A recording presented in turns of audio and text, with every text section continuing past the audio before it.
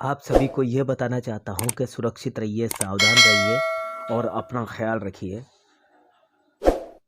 बहुत बहुत मुबारक हो आपका नववर्ष सन 2022 आप सभी लोगों के लिए बहुत ही खुशनुमा और बिजनेस वाला और भरपूर खुशियाँ लेकर आने वाला साल आपके सामने हो। सुरक्षित रहिए, सावधान रहिए। और दोस्तों, मैं आज जो एपिसोड लेकर आया हूँ आपके सामने वो 292 साल पुराना ये केस है राजस्थान का, जो कि बहुत कम लोग जानते हैं। ये इतना फेमस हुआ था कि इसके बारे में आज भी अगर लोग चर्चा करते हैं तो मतलब अचरज कर जाते हैं कि कोई पेड़ों के लिए इतना संघर्ष कैसे कर सकता है। पेड़ आज की तारीख में पेड़ बहुत ज़्यादा हम पेड़ों को बहुत ज़्यादा मान्यता देते हैं। और बढ़ते हुए संसार और बढ़ते हुए दौर को देखते हुए हम ये देखते हैं कि हमारे जंगल, ज़मीन, खेत सब बहुत बहुत बेहतरीन तरीके ख़त्म हो चुके हैं। बिल्डिंगें कट चुकी हैं, प्लॉट कट चुके हैं, तो हरियाली का कोई नामो निशान आने वाले समय में बचेगा या नहीं पता नहीं है। राज्य है जहाँ पर पेड़ों को लेकर बहुत सारे आदमी कट गए थे, उनका कत्लेआम कर दिया गया था। पेड़ों से इतना प्यार आपने कभी सुना? ना तो सुना होगा ना देखा होगा। हाँ दोस्तों, मैं बात कर रहा हूँ राजस्थान जोधपुर। जोधपुर में 292 साल पुरानी एक सच्ची घटना है खेजड़ली के वृक्षों को लेकर। यह बहुत बड़ी घटना थी उस समय की। किसी ने कोई भी ध्यान नहीं दिया था। ये जोधपुर के जितने भी ग्रामीण और वहाँ के रहने वाले लोग हैं, खेजड़ली के वृक्ष को एक देवी देवताओं का रूप और काले हिरण को वहाँ पर बहुत ज़्यादा पूजते हैं और उनको भगवान का एक दर्जा दिया हुआ है।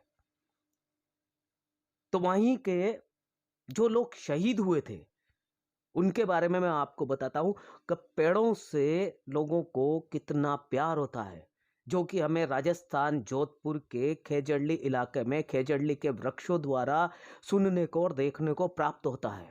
बहुत सारे लोगों ने इसके ऊपर रिसर्च भी किया है, बहुत सारे लोग वहाँ पर गए भी हैं। ये पेड़ वहीं पे सबसे ज़्यादा तादाद में पाए जाते हैं और वहीं पे इनकी पूजा होती है और इनका बहुत ध्यान रखा जाता है। मैं इससे बहुत पहले से रूबरू हूँ और मैं वहाँ पर जाकर इनको देख के भी आया हूँ, दर्शन भी करके आया हूँ। लेकिन मैंने अभी कुछ 2 दिन पहले ही अखबार में ये न्यूज़ पढ़ी, तो पढ़कर मेरे को बड़ा अच्छा सा लगा कि हाँ, आज इतने साल बाद में किसी ने खेजड़ली के शहीदों के ऊपर कुछ लिखा है, कुछ सोचा है। तो मैं आप लोगों को वो पढ़कर सुनाना चाहता हूँ। ध्यान से सुनिएगा। खेजड़ली स्मारक, जान देकर पेड़ बचाने वाले 363 लोगों को अब मिल रहा है नाम। न जाने कितने भारत को आजाद कराने में शहीद हो गए। बहुत से ताबूतों में बंद है, बहुत से जमीन में दफन हो चुके हैं, बहुत सौ के माँ बापों को तो लाशें भी नहीं मिली है। लेकिन आज उन्हीं शहीदों के बलबूते पर हम लोग चैन की सांस ले रहे हैं। क्यों? कभी हमने सोचा नहीं होगा।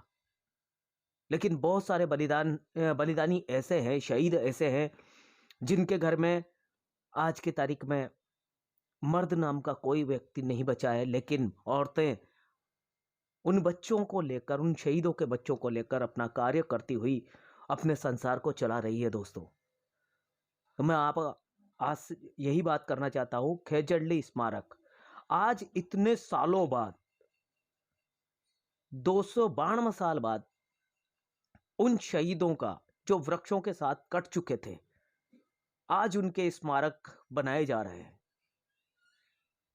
इन स्मारकों का कौन ध्यान रखेगा, कौन रख रखाव रखेगा, ये तो प्रशासन जाने, जनता जाने। लेकिन कम से कम इनके बारे में जानकारी देना शुरू तो किया कि ये खेजड़ली के वृक्ष क्या होते थे और खेजड़ली के वृक्षों के साथ में वो लोग क्यों कटे। राजस्थान में बहुत सारे देवी देवता और हर रोज कहीं ना कहीं कोई ना कोई वार, कोई त्योहार आता रहता है।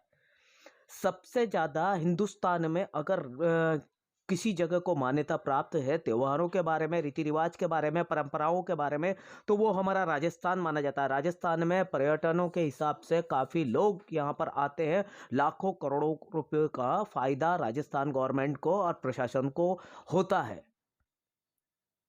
अब आने वाले समय में हमारे कोटा का भी नाम पर्यटन के हिसाब से बहुत बड़े लेवल पे आने वाला है।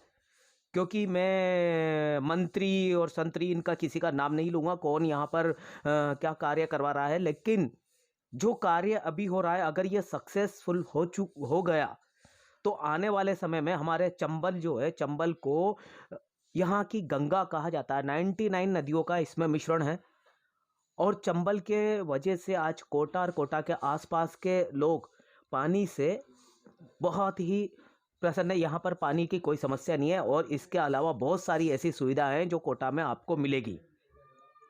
राजस्थान का एकमात्र शहर ऐसा है जहाँ पर पानी से लेकर किसी भी समस्या का आपको सामना नहीं करना पड़ेगा। आने वाले समय में जोधपुर, जैसलमेर, उदयपुर के अलावा कोटा में भी पर्यटन बढ़ने की बहुत बहुत संभावना है। मैं यहाँ के गवर्नमेंट, यहाँ के प्रशासन को बहुत बहुत धन्यवाद देता हूँ कि उन्होंने कोटा के बारे में इतना सोचा।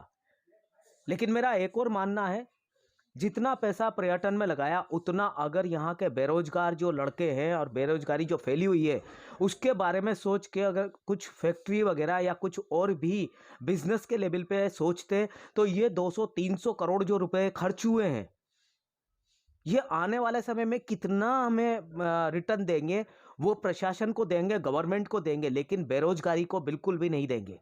तो मेरा ये मानना है बेरोजगारी को लेकर भी कुछ प्रयास किया जाए।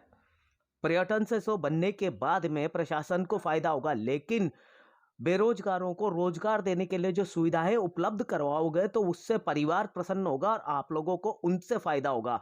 मेरी बात पर गौर करिएगा और मेरी बात को ध्यान दीजिएगा। मैं वापस से आ जाता हूं पर्यटन और इनके सारी चीजों को छोड़ने के बाद में खेजड़ली। तो मैं आपको पढ़कर सुनाता हूं कुछ बातें।